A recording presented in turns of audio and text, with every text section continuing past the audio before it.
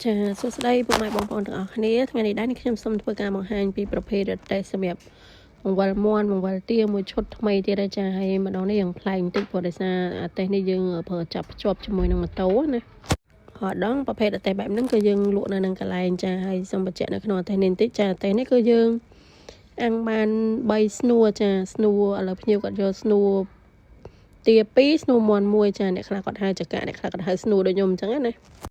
តើឥឡូវមុនពេលរវ៉ាន់យើងចេញគឺយើងសាកម៉ូទ័រសាកអីឲ្យហើយទៅជៀសវាងពេលឯរវ៉ាន់ទៅដល់ឯភ្ញៀវអត់វិលអត់អីអញ្ចឹងយើងសាកឲ្យមើលឲ្យហើយមុនពេលចេញ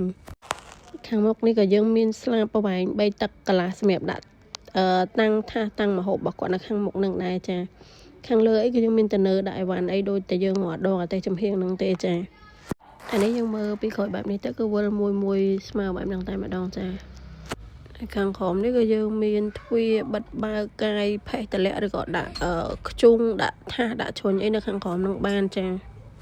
អញ្ចឹងសម្រាប់ពុកម៉ែបងប្អូនដែលគាត់មានតម្រូវការចង់លក់មាន់ពវល់ទាពវល់អីហ្នឹងជាប្រភេទចាប់ភ្ជាប់ម៉ូតូអីគឺអាចយករទេះមួយឈុតនេះទៅប្រើបានចាខាងលើយើងមានតនើមានអីដាក់អីវ៉ាន់អីដូចតែយើងមកដងអញ្ចឹង